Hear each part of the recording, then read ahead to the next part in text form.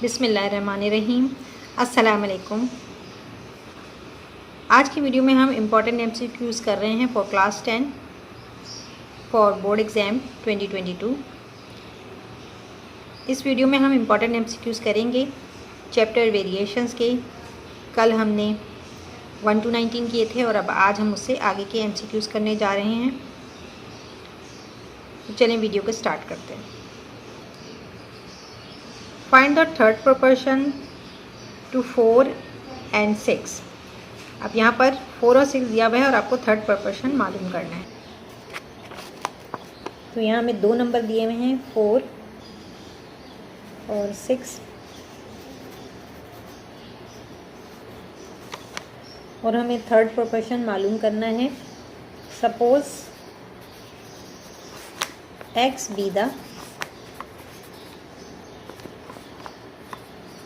Third proportion, 4:6:2। अब चूँकि हमें 2 नंबर दिए हुए 3 नहीं दिए हुए, तो हम जो सेकंड नंबर है इसको हम डबल ले लेंगे। तो 6 को 2 टाइम्स ले लेंगे हम। 4/6 = 6/x। ठीक है, तो यहाँ पर x जो है वो हमने सपोज किया है। अब यहाँ पर इसको हम इस तरह लिख सकते हैं कि 4/6 = 6/x। ये x = की दूसरी तरफ चला जाएगा तो 4x हो जाएगा और यहाँ 6 × 6 आ जाएगा। 4x = 6 × 36। ये 4 = की दूसरी तरफ जाएगा तो डिवाइड होगा। x = 36/4। 4 × 1 = 4, 4 × 9 = 36। x की वैल्यू क्या आ रही है? 9 आ रही है। तो आंसर 9 आ रहा है। Find the mean proportion between 8 and 18। Mean proportion मालूम करना है 8 और 18 के दरमियान। तो यहाँ हमें 2 नंबर दिए हुए हैं 8, 18 और हमें मीन प्रोपोर्शन मालूम करना है। मीन आपको पता होना चाहिए कि A:B = C:D। तो मीन प्रोपोर्शन क्या है? B और C है, ये मीन है। इन दोनों को मीन्स कहेंगे। तो अब इनकी जगह ये हमें नहीं दिया हुआ, हमें A और D दिया हुआ है। तो यानी एक्सट्रीम हमें दिया हुआ है और मीन हमें मालूम करना है। तो इसको इन दोनों को हम x सपोज करेंगे। ठीक है, तो x सपोज करेंगे तो कैसे हो जाएगा? A क्या है? 8 है। 8:x =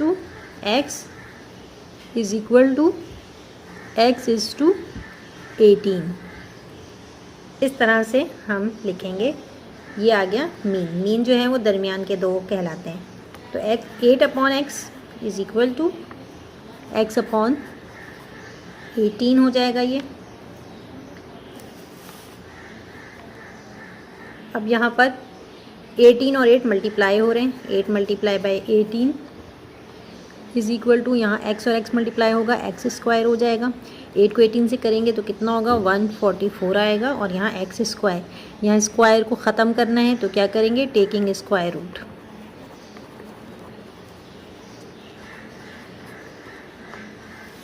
taking square root on both the side.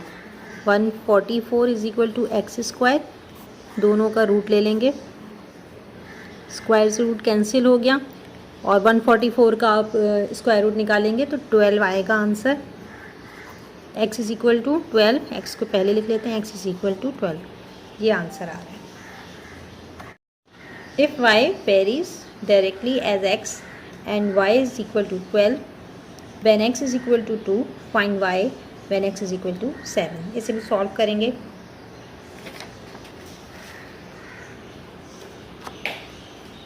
यहाँ पे कह रहे हैं कि y जो है वो चेंज हो रहा है x के साथ। y चेंज हो रहा है x के साथ, तो इसका मतलब है कि ये प्रोपोर्शनल है। ठीक है, तो y प्रोपोर्शनल है x के। अब इस साइन ऑफ प्रोपोर्शनलिटी को जब हटाएंगे तो क्या आएगा? y = k। ठीक है, इसको हटाया तो इसकी जगह कांस्टेंट आएगा, तो उसको हम k से शो करेंगे। इस k × x। y की वैल्यू हमें मालूम करनी है, लेकिन उससे पहले हमें इस कांस्टेंट की वैल्यू मालूम करनी है। ठीक है, तो पहले जो फर्स्ट हमें बताया गया है सवाल में तो उसमें ये कह रहे हैं कि y जो है वो बराबर है 12 के, तो x है 2 के बराबर। ठीक है, पहले उन्होंने कहा कि y अगर 12 के बराबर है तो x के बराबर है 2 के बराबर है, तो हम इन दोनों वैल्यूज़ को पुट कर देंगे और k की वैल्यू पहले हासिल करनी होगी हमें। तो y किसके बराबर है 12 के और x किसके बराबर है 2 के। अब k की वैल्यू हमें मालूम करनी है, तो इस 2 को इज इक्वल टू के दूसरी तरफ लाएंगे तो 12/2 हो जाएगा। 12/2 इज इक्वल टू के। 2 1 ज़ा 2, 2 6 ज़ा 12, तो k की वैल्यू क्या आ रही है, k इज इक्वल टू 12। अब हमें सेकेंड उसमें कह रहे हैं सेंटेंस में कि आपने y की वैल्यू मालूम करनी है जब x जो है वो किसके बराबर है, 7 के बराबर है। ठीक है, तो if x is equal to 7, y is equal to, ये मालूम करना है आपने। ठीक है, तो अब y किसके बराबर है, y is equal to k multiply by x। यहाँ एक मिस्टेक हो गई थी, मैंने 12 लिख दिया था, 6 है, k की वैल्यू 6 है। ठीक है, तो अब हम पुट कर देंगे k की वैल्यू 6 को मल्टीप्लाई कर देंगे x से, x क्या है 7 है, तो 6 multiply by 7, y is equal to 42 answer आ रहा है। आंसर है 42, y की वैल्यू 42 आ रही है। If x varies with y and x is equal to 2 when y is equal to 5, find x when y is equal to 10।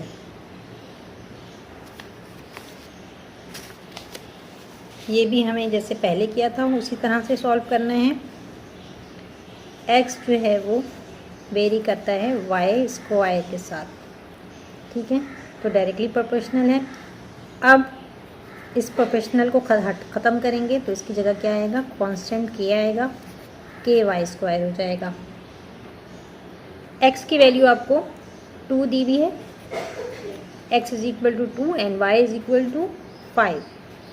5 का square ले लेंगे हम, ब्रैकेट में लिख लेते हैं, तो 2 इज इक्वल टू k, 5 5 ज़ा 25। ठीक है, अब ये 25 जो है वो इज इक्वल टू के दूसरी तरफ आएगा तो डिवाइड होगा, 2 divided by 25 is equal to k। k किसके बराबर है, 2 डिवाइडेड बाई 25। ये नहीं कट रहा तो इसको हम ऐसे ही छोड़ देंगे, k बराबर है 2 डिवाइडेड बाई 25 के। k की वैल्यू आपको पता चल गई, k किसके बराबर आ रहे हैं, 2 डिवाइडेड बाई 25 के। अब हमने वैल्यू मालूम करनी है जब y जो है वो 10 के बराबर है। ठीक है, y जो है वो दिया हुआ है 10। अगर y 10 के बराबर है तो x किसके बराबर होगा, ये हमें मालूम करना है। तो अब हम इसको इस इक्वेशन में पुट कर देंगे, x किसके बराबर है, x इज इक्वल टू के वाई स्क्वायर। ठीक है, ऊपर हमने लिखा हुआ है x किसके बराबर है, x इज इक्वल टू के वाई स्क्वायर। अब k की वैल्यू भी हमारे पास है और y की भी है। k की वैल्यू क्या है, 2 डिवाइडेड बाई 25 और y क्या है हमारे पास, 10 है। 10 का स्क्वायर ले लेंगे तो क्या हो जाएगा, 10 10 ज़ा 100, यहाँ पर 100 आएगा। अब ये कट रहा है, इसको काट देते हैं, 5 5 ज़ा 25, 5 2 ज़ा 10 और 0 आ जाएगा, 5 1 ज़ा 5, 5 4 ज़ा 20। ठीक है, तो 2 को 4 से मल्टीप्लाई करेंगे, 2 4 ज़ा 8। तो x की वैल्यू क्या आ रही है हमारे पास, x is equal to 8 answer है। तो यहाँ पर आंसर क्या आ रहे हैं, 8 आंसर आ रहे हैं।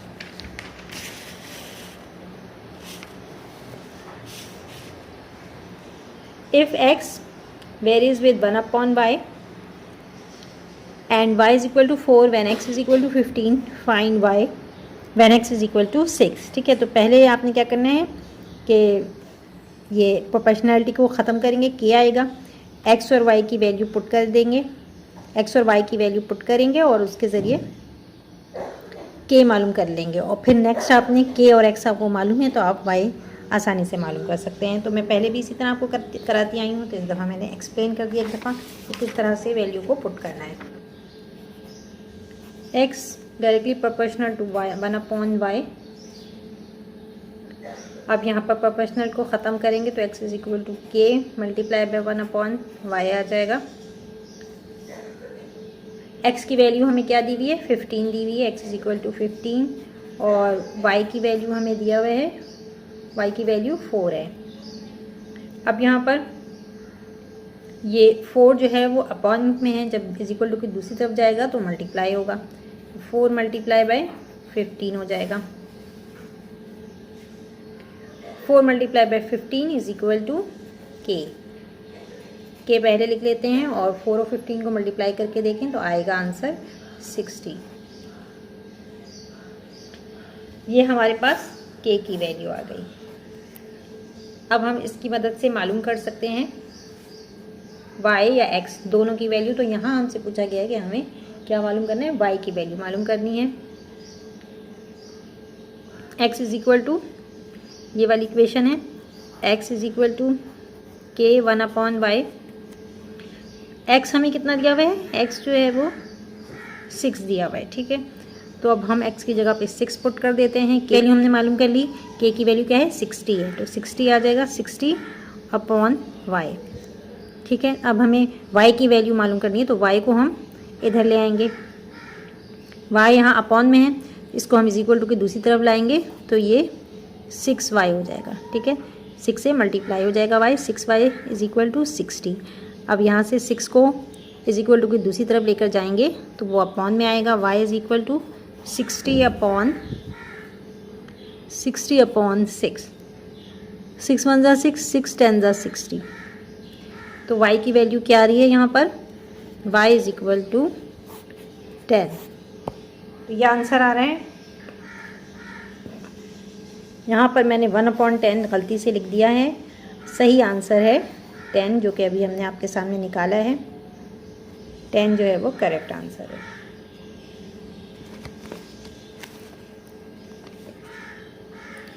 What number should be subtracted from 2, 5, 6, 8 to obtain 4 proportional?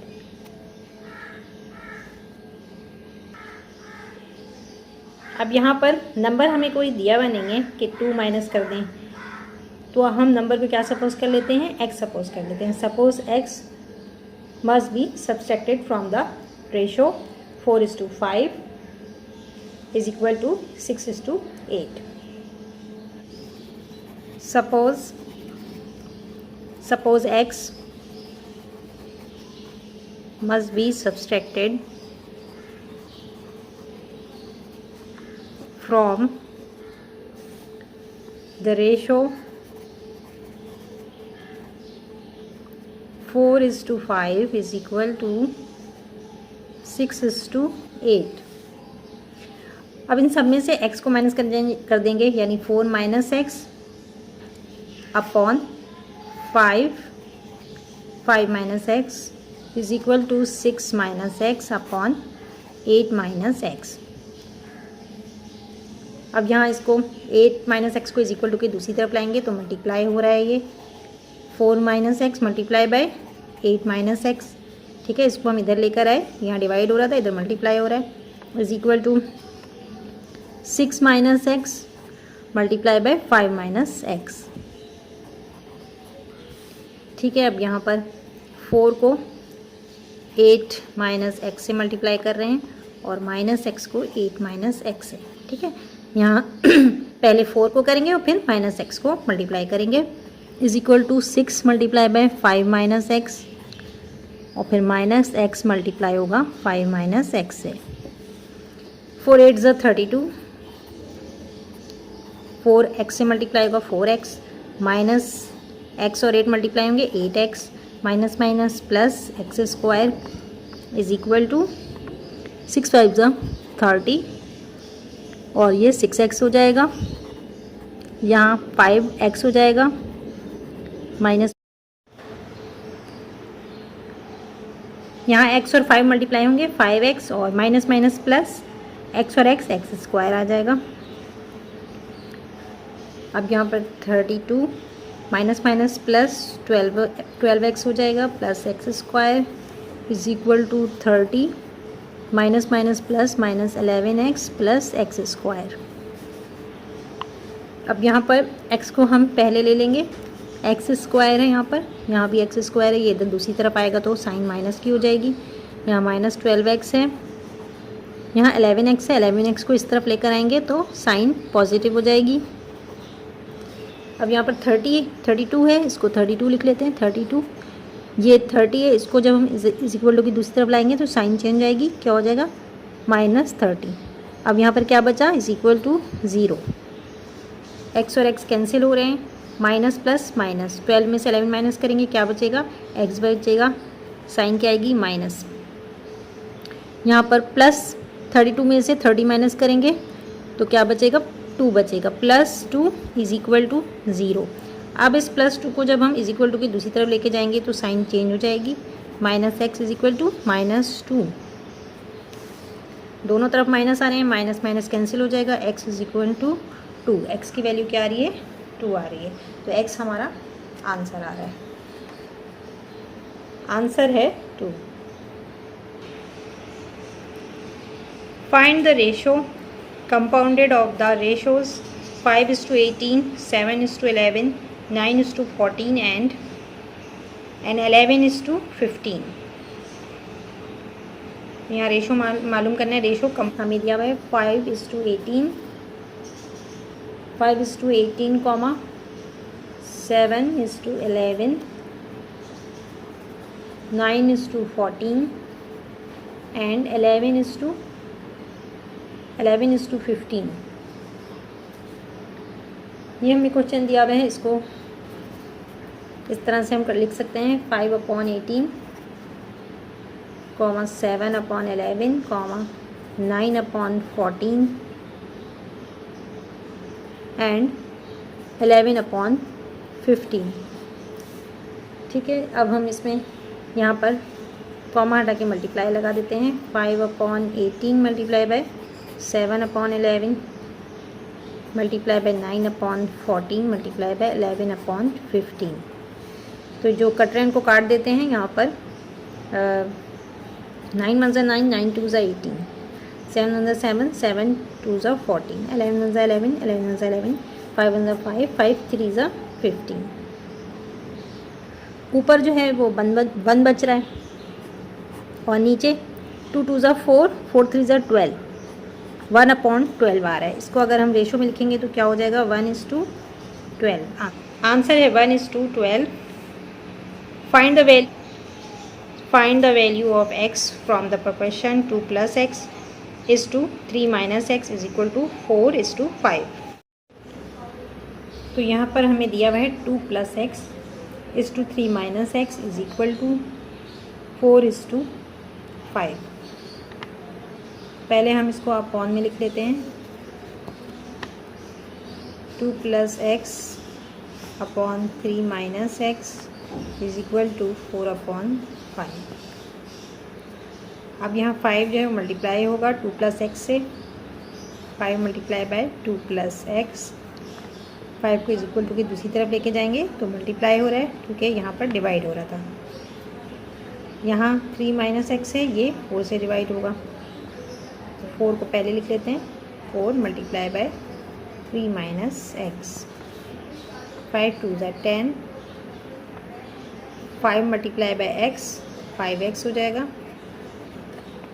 Is equal to 4 3 12 -4 और x मल्टीप्लाई होंगे 4x हो जाएगा। x को लेफ्ट हैंड साइड पे लिखते हैं, इसलिए 5x पहले लिखेंगे और ये -4x इज इक्वल टू के दूसरी तरफ आएगा तो +4x हो जाएगा। यहाँ इज इक्वल टू के बाद 12 है, ये 10 जो है वो इज इक्वल टू की दूसरी तरफ आएगा तो -10 हो जाएगा। 5 में 4 प्लस करेंगे 9x हो जाएगा और 12 में से 10 माइनस करेंगे 2 बचेगा। x की वैल्यू क्या आ रही है, 2/9। तो आंसर है 2/9। आंसर है 2/9। The cost of 15 books is ₹450। Find the cost of 10 books. 15 books की कीमत कितनी है, उसकी प्राइस है 450। तो आपको 10 बुक्स की मालूम करनी है। तो 10 बुक्स जो हैं उसकी प्राइस जो है 450 से कम ही होगी, क्योंकि बुक्स जो है यहाँ ज़्यादा हैं, 15 है तो 450 है। तो अब 10 बुक्स की कीमत कितनी होगी, 300। तो ये हम अभी सॉल्व करेंगे और इसके लिए सबसे पहले हम एक बुक की यानी यूनिट निकाल लेंगे, यानी प्राइस ऑफ वन बुक, सबसे पहले प्राइस ऑफ वन बुक निकालेंगे, उसको फिर मल्टीप्लाई कर देंगे 10 से, तो हमें मिल जाएगी कीमत 10 बुक्स की। Solution, price of 15 books is equal to 450 और 10 बुक्स की प्राइस क्या होगी ये मालूम करना है। Price of a book is equal to 450 divided by 15। 5 3 ज़ा 15, 5 9 ज़ा 45, ये ज़ीरो यहीं आ जाएगा। 3 1 ज़ा 3, 3 3 ज़ा 9 और ज़ीरो आ गया, तो क्या आ गई 30। एक बुक की कॉस्ट कितनी है 30 है, तो cost of a book is equal to 30 rupees. अब हमें 10 बुक्स की प्राइस मालूम करनी है, तो cost of 10 books is equal to 30 multiply by 10। 30 को 10 से मल्टीप्लाई कर दें, यहाँ पर 3 0 और ये 10 का ज़ीरो आ जाएगा 300, तो कितने आ रहे हैं 300 रुपीज़ 300। तो यहाँ आंसर क्या आ रहा है 300। अ carpenter makes 10 tables in 4 days. How many days will be take to make 30 such tables? अब एक कारपेंटर है, उसने 10 टेबल्स बनाई हैं 4 दिन के अंदर, तो उसे कितना टाइम लगेगा 30 टेबल्स बनाने के लिए। ठीक है, आपको टेबल्स की क्वांटिटी पता है, 30 क्वांटिटी है, लेकिन आपको डेज़ का नहीं मालूम, डेज़ मालूम करना है। तो पहले हम एक टेबल के लिए कितना वक्त लग रहा है उसको हम मालूम करेंगे। 10 टेबल मेक्स इन 4 days, तो एक टेबल बनाने में कितना टाइम लगेगा, तो 1 टेबल इज़ इक्वल टू 4, यहाँ 4 है और ये 10 जो है वो नीचे आ जाएगा अपॉन में, 4/10 डेज़ या टाइम कह लें जो भी है। तो अब इसको काट देते हैं, ये कट रहे हैं, 2 2 ज़ा 4, 2 5 ज़ा 10। तो आपके पास कितना आया है आंसर फ्रैक्शन में आया है, इसको हम फ्रैक्शन में ही रहने देते हैं, 2/5 डे लगा लेते हैं इसको। अब हमें कितना मालूम करना है कि डे रिक्वायर्ड फॉर 30 टेबल्स को बनाने के लिए कितना वक्त चाहिए। तो एक टेबल को 2/5 चाहिए, तो 2/5 मल्टीप्लाई बाय 30। ठीक है, 2/5 जो है वो एक टेबल का टाइम है, तो 2/5 को 30 टेबल्स कितनी हैं यहाँ पर 30 हैं, तो 30 से मल्टीप्लाई कर देंगे तो हमें आंसर मिल जाएगा। तो यहाँ पर 5 1 ज़ा 5, 5 6 ज़ा 30, 2 6 ज़ा 12, कितने दिन चाहिए, हाउ मैनी डेज 12, यहाँ आंसर है 12। तो उम्मीद करती हूँ आपको समझ में आ रहा होगा। कोई भी परेशानी या क्वेश्चन हो तो आप कमेंट सेक्शन में पूछ सकते हैं। मैथ्स के पेपर में ज़्यादा दिन नहीं बचे हैं, तो बहुत अच्छी प्रैक्टिस करिए ताकि आप हर क्वेश्चन सही से कर सकें और कम टाइम में कर सकेंगे। पेपर में टाइम का बहुत इशू होता है, तो टाइम का बहुत ख्याल रखना पड़ता है। अगर MCQs है तो आपको बहुत फौरी आंसर देना होता है, और अगर लॉन्ग क्वेश्चन है तो उसके अंदर आपको सही प्रॉपर तरीके से करके दिखाना होगा, शो करके, क्योंकि MCQs में तो मैं आपको शॉर्टली करके दे रही हूँ, लेकिन अगर लॉन्ग क्वेश्चन है, ज़्यादा नंबर का है, तो उसमें आपको प्रॉपर तरीके से उसको सॉल्व करना होगा। वीडियो पसंद आई हो तो लाइक और शेयर ज़रूर करें, चैनल को सब्सक्राइब करें। नेक्स्ट वीडियो तक के लिए अल्लाह हाफ़िज़।